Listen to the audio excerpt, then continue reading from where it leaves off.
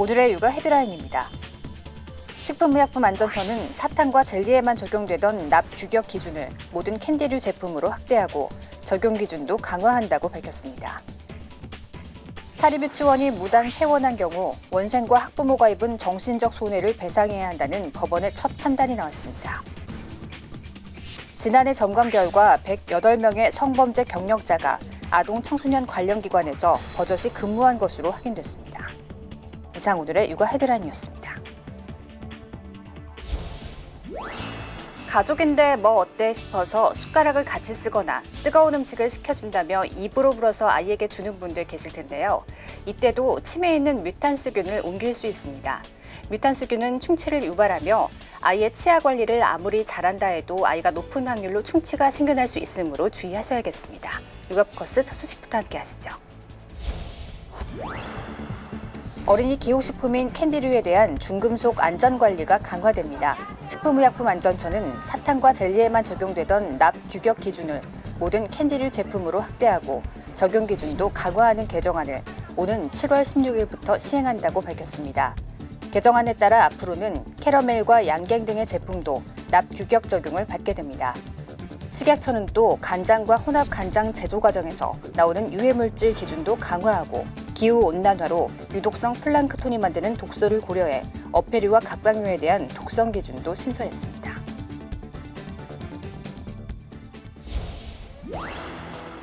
사립유치원이 무단 폐원한 경우 원생과 학부모가 입은 정신적 손해를 배상해야 한다는 법원의 첫 판단이 나왔습니다. 수원지법 성남지원 민사 6단독 송주희 판사는 경기도 하남시의 사립 A유치원에 다녔던 원아 5명과 이들의 부모들이 A유치원 운영자 B씨를 상대로 낸 손해배상 청구 소송에서 운영자는 원생 5명에게 각 30만 원, 이들의 부모 10명에게 각 20만 원을 지급하라고 원고 일부 승소 판결했습니다.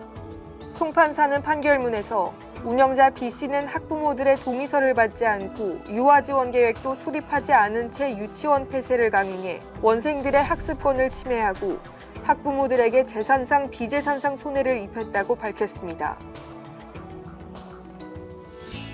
학교폭력을 경험한 피해자 연령이 낮아지고 있습니다. 교육부는 중대한 학교폭력에 엄정 대처하기 위해 교육과 제재를 강화하는 한편 범죄를 저질러도 처벌받지 않는 촉법 소년 연령도 낮출 예정입니다.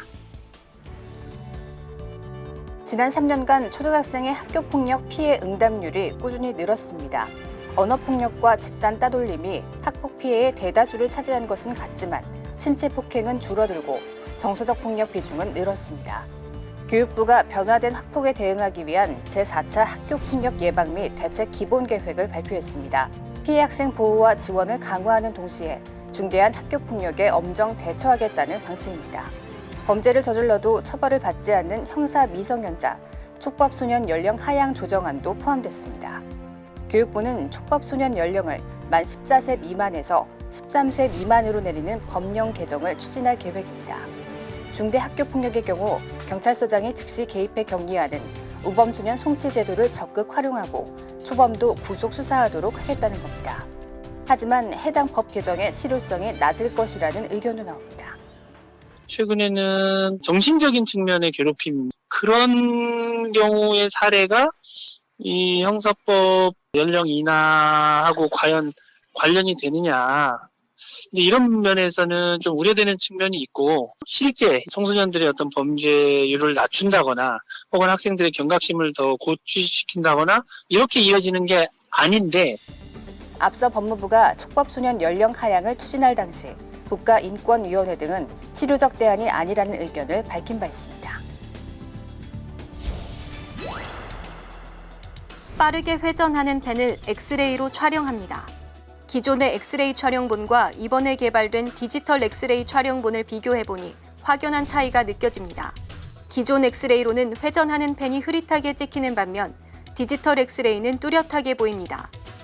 한국전자통신연구원은 방사선 노출을 50%로 줄이고 만배 빠른 초고속 촬영 디지털 엑스선을 개발해 세계 최초로 상용화에 성공했습니다. 우리가 원하지 않을 때는 액선을 끌 수가 있고 또 원하는 양만큼 액선을 발생시킬 수 있기 때문에 불필요한 피폭을 막을 수 있고 그다음에 동영상 특성을 아주 높일 수 있는 그런 장점이 있습니다. 연구진은 탄소 나노튜브 전개 방출 전자원 제작 기술로 기존의 열을 이용한 전자빔 발생 방식을 대체했습니다.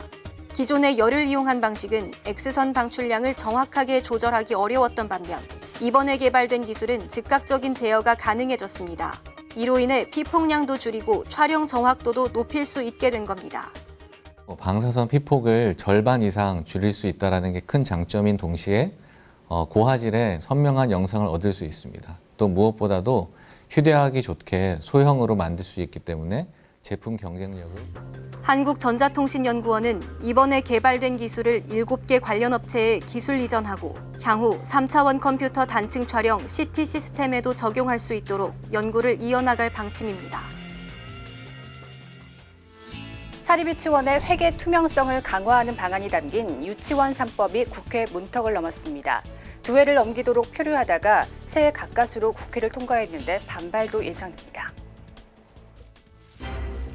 비리 유치원 명단을 공개하며 처음 법이 발의된 건 2018년 10월. 1년 3개월 만에 마침내 국회 문턱을 넘었습니다. 유치원 3법은 유아교육법과 사립학교법, 학교급식법 개정안 등 3개 법안을 일컫습니다. 사립유치원의 국가회계관리 시스템 사용을 의무화하고 국고보조금의 부당 사용을 금지하는 내용이 핵심입니다. 따라서 앞으로 유치원 경영자가 횡령, 유용과 같은 비리를 저지르면 형사처벌을 받게 됩니다.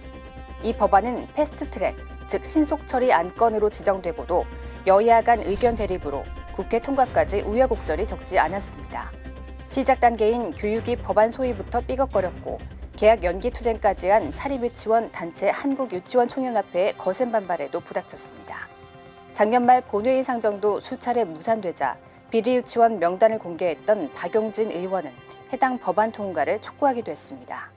신속처리 안건 숙려기간 330일을 모두 거쳐 본회의에 상정됐지만 안건 순서에서는 매번 맨 꼴찌, 사실상 통과가 불투명한 상황이기도 합니다.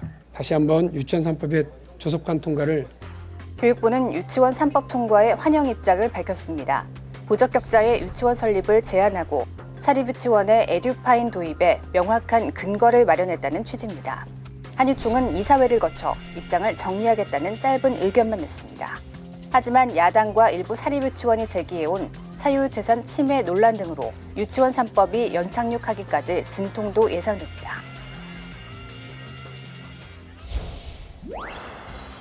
여름 후엔 건조한 국내 기후 특성상 피부 보습을 위한 수분 크림은 여성들의 필수 기초 화장품으로 여겨집니다.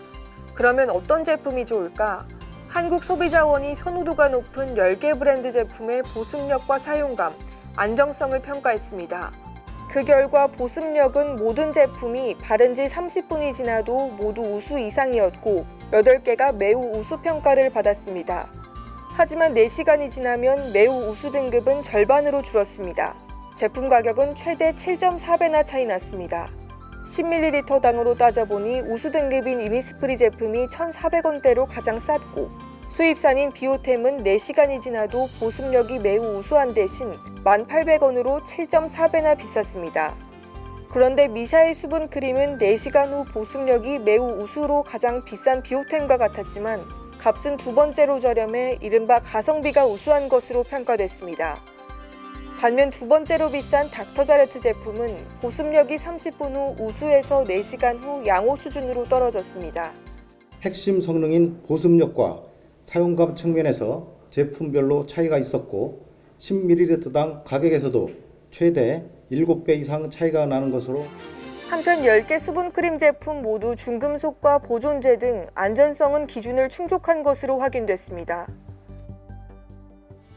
성범죄를 저지른 경우 아동 청소년 관련 기관에서 일하지 못하게 되어 있는데요. 지난해 점검 결과 108명의 성범죄 경력자가 버젓이 근무한 것으로 확인됐습니다. 적발 인원의 절반 이상이 사교육, 체육시설에서 나왔습니다. 강북구의 A 수학교습소 운영자와 성북구의 한 무용학원 운영자, 경기도 안양의 어린이집 대표, 부산의 유치원 차량기사까지 취업이 금지된 아동 청소년 기관에서 일해온 성범죄자들이 적발됐습니다. 성범죄를 저지르면 형량에 따라 차등의 최대 10년간 취업이 제한되는 성범죄자 취업 제한 제도, 대상 기관은 유치원과 태권도 등 체육시설, PC방과 오락실, 공동주택의 경비업 등입니다.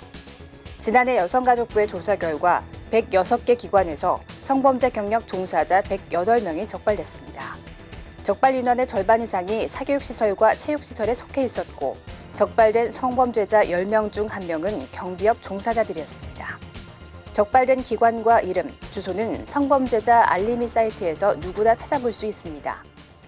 아동 청소년 관련 기관의 성범죄 경력자가 종사할 수 없도록 하는데 좀 더 관심을 높이고 또 해당 기관에서도 보다 철저히 주의를 기울여 나갈 수 있도록 해 나갈 계획입니다. 성범죄 경력 조회를 통한 아동 청소년 보호기관의 취업 제한 점검은 매년 실시됩니다. 한 소방대원이 주택용 화재 감지기에 연기 성분의 스프레이를 연신 뿌려봅니다. 10여 초간 뿌려댔지만 아무런 반응이 없습니다. 중국산 미승인 소방용품인데 연기를 전혀 감지하지 못한 겁니다. 반면 검증된 화재 경보기에 같은 스프레이를 뿌리자 요란한 사이렌 소리가 들립니다. 불이 난 상황을 가정해 검증받지 않은 것과 받은 것을 비교 실험한 장면입니다. 이러한 미승인 제품의 경우 정상적인 작동 성능을 담보할 수가 없습니다. 그렇기 때문에 시민의 생명과 재산에 큰 위협이 될 수 있습니다. 성능 미달의 화재 경보기가 기승을 부리는 가운데 119 광역수사대가 소방용품 수입 판매 의심업체 15곳을 불시 단속해 5곳을 적발했습니다. 이들 업체는 형식 승인을 받지 않고 중국산 감지기를 판매했습니다. 특히 이 중 한 곳은 한국소방산업기술원의 승인을 받지 않은 중국산 감지기 2,000개를 수입해 1,600여 개를 팔아 부당이득까지 취한 것으로 조사됐습니다. 주택용 화재 감지기는 불이 났을 때 거주자에게 신속히 화재 사실을 알려 인명피해를 예방하는 중요 장치입니다. 이 때문에 수입, 제조, 판매 시 반드시 형식 승인을 받아야 하며 이를 어기면 3년 이하의 징역 또는 3천만 원 이하의 벌금이 부과될 수 있습니다. 119 광역수사대는 이미 유통된 미승인 소방용품에 대해서는 즉시 회수 또는 폐기 처분토록 조치했다고 밝혔습니다. 남성들이 서로 엉켜있고 길바닥에는 폭행을 당한 한 남성이 쓰러져 있습니다. 주위 사람들이 말려보지만 속수무책입니다. 지난 17일 양육비를 지급하지 않는 전 남편을 상대로 1인 시위를 하는 여성을 한 방송사 기자가 취재하려다 손가락이 부러지는 피해를 당한 겁니다. 전 남편 30대 A씨는 양육비를 주지 않아 신상이 공개되는 이른바 배드파더스 사이트에 이름이 올라가 있는 인물입니다. A씨는 이날 전처를 폭행해 경찰에 입건되기도 했습니다. 차별로 때렸고 머리를 계속 때렸거든요. 그러니까 제 머리를 확 잡아가지고 완전히 땅으로 매달 꽂은 거죠. 많은 분들이 말렸는데 정말 제어가 안 돼서. A씨는 피해자와 이혼 소송 당시에도 수차례 가정폭력을 행사해 지난 2014년 징역 8개월에 집행유예 2년을 선고받았던 것으로 확인됐습니다. 신상을 공개했다는 이유로 배드파더스 측을 고소했던 인물도 이 남성으로 알려져 논란이 커지고 있습니다. 무죄 판결이 나오고 나서 그 신상을 못 올렸던 분들이 전화가 폭주하고 있고요. 사이트 접속자가 하루에 20만으로 늘었습니다. 해결 속도는 당연히 이제 엄청나게 빨라질 거고요. 경찰은 쌍방폭행을 주장하고 있는 A씨와 피해자들을 불러 사건 경위를 조사할 방침입니다.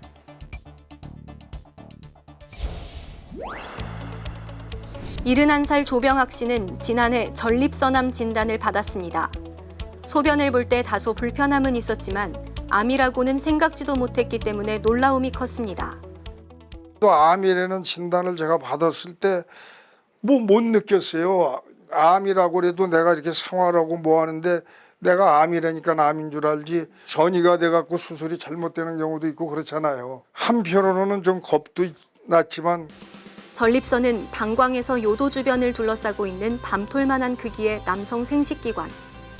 정액을 분비하는 역할을 하는데 나이가 들수록 기능이 떨어지고 크기가 커지면서 전립선암에 걸릴 위험이 높아집니다. 국내 전립선암 환자는 1999년 이후 계속 늘어 2017년 한 해에만 13,000여 명에 달합니다. 술, 담배를 즐기고 육류를 많이 먹는 식습관이 주요 원인으로 꼽힙니다. 전문의들은 제때 치료를 받지 못하면 암이 전립선 전체로 퍼지면서 뼈나 직장 등 다른 장기로 전이될 수 있다며 정기적인 피 검사를 통해 암을 조기에 잡아내는 게 중요하다고 지적합니다. 전립선 암은 전립선의 맨 뒤에서부터 생깁니다. 그래서 이게 조금 할 때는 커져도 요도를 건드리지 않아서 증세가 없어요. 초기에 진단암은 수술만이나 아니면 간단한 처치로도 완치가 되기 때문에 전문의들은 또 과체중이나 비만이면 전립선암 발생 위험이 높은 만큼 식이 조절과 운동으로 예방할 것을 조언합니다. 어린 자녀들에게 가장 큰 스트레스는 낯선 환경입니다. 그 심리적 부담을 줄여주는 게 중요하다는 이야기입니다. 고향에 도착하면 일단 주변을 한 바퀴 돌아보고 생소한 친척과의 관계를 잘 설명해줘 불안감을 덜어줘야 합니다. 아직 유아인 자녀가 있다면 평소 가지고 놀던 장난감이나 담요 등이 도움이 됩니다. 집안일을 하고 친척과 시간을 보내다 보면 자녀에게 소홀하기 쉬운데 이때 익숙한 물건이 안정감을 주기 때문입니다. 올해 수험생이 되거나 지난 대학 수학 능력 시험에서 기대에 못 미친 결과를 받은 청소년에게는 말을 조심해야 합니다. 남에겐 관심이지만 당사자에겐 자칫 상처가 될 수 있기 때문입니다. 어떻게 진행되고 있다, 우리 아이가 어떻다, 이런 걸 설명해 주시면 부모님들 이제 설명을 듣고 이제 친척들이 알아듣고 괜한 얘기 안 해주시는 게 섣부르게 또 위로를 해주면 그 위로가 꼭 위로가 아니거든요. 특히 갑자기 바뀐 환경에 기름진 음식을 많이 먹으면 소화불량에 걸리는 경우도 많아 미리 소화제 같은 상비약을 챙겨놓는 것도 필요합니다.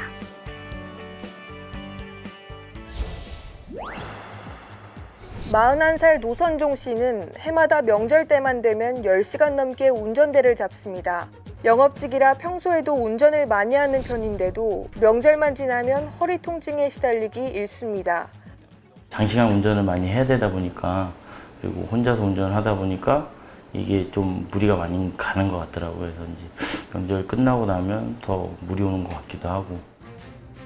한 관절 전문 병원 통계를 보면 설이나 추석 명절 뒤 15일 동안 병원을 찾은 환자 수가 보통 때보다 많게는 20% 가까이 늘어나는 것으로 나타났습니다.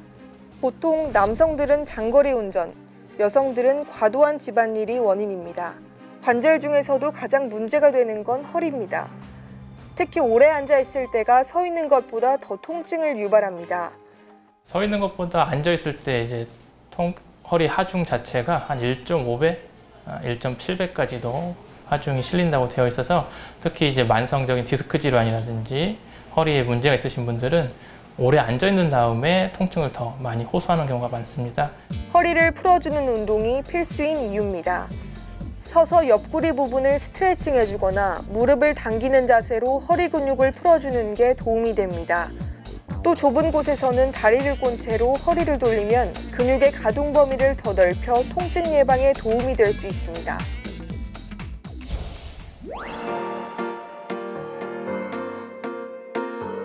애착 인형이 없으면 불안해하는 아이. 그냥 둬도 괜찮을까요? 우와, 떡볶이다. 맛있겠다. 버들빠빠, 너도 먹을래? 묻어버렸네. 저것도 좋아 보이고. 아빠! 어? 어이구, 거참. 잘 닦이지도 않네. 아, 무무야, 보들빠방이 이제 배부르대. 아니야, 아직 배고프다고 했어. 아이고, 저 애물단지.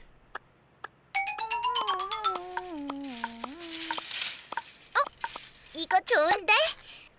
오, 아빠, 난 이거. 무무야, 우리 보들빠방 친구 만들어줄까? 아빠, 나 내려줘.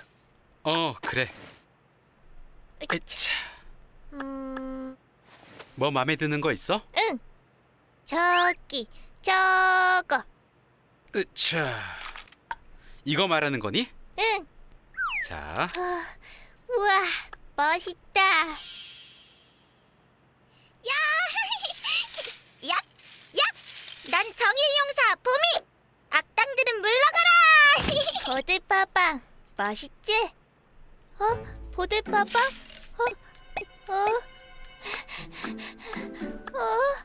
없어졌어. 큰일이네. 어디 빠뜨렸나 봐.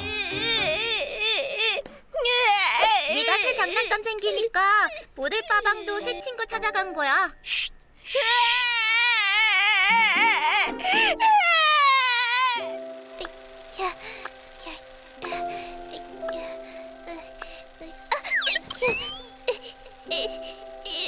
무무야, 다시 일어나. 넌 할 수 있어.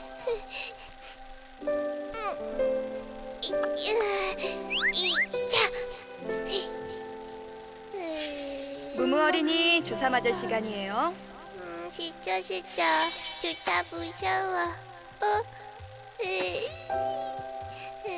무무야, 괜찮아. 아프지 않아.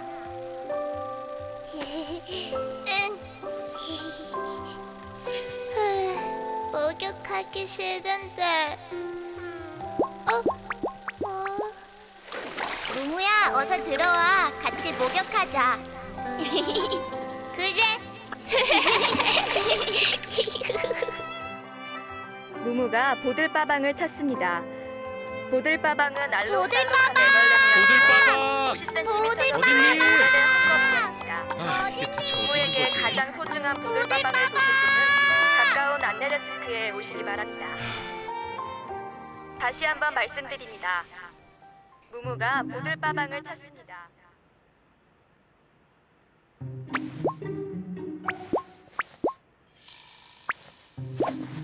보들빠방! 여기 있었구나!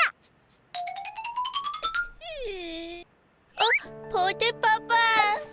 어디 갔다 이제 왔어? 얼마나 찾았는지 알아? 보들빠방! 정의는 승리한다! 보들빠방... 무무야, 새로운 친구는 이름이 뭐야? 몰라. 무무가 이름을 지어주면 좋은 친구가 될 텐데. 무무 친구는 보들빠방뿐이야. 친구가 둘이면 더 좋지 않을까?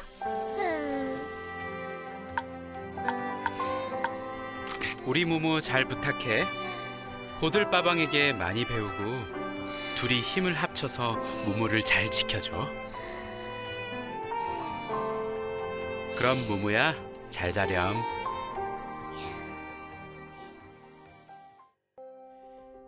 인형, 이불 등과 같은 특정한 물건에 집착하는 것은 모든 아이에게 동일하게 나타나는 모습은 아니지만 정상적인 발달 과정이며 부모의 품을 떠나 세상을 향해 한 발 내디디려 할 때 심리적 안정을 느끼게 해주는 것입니다.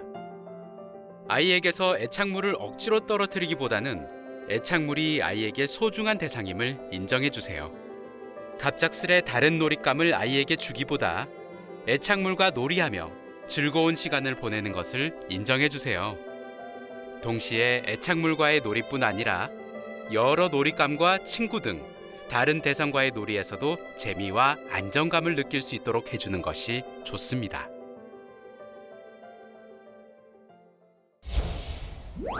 영양제는 약이라고 생각하기 쉽지만 엄밀히 말하면 보충제, 약이 아닌 건강기능식품입니다.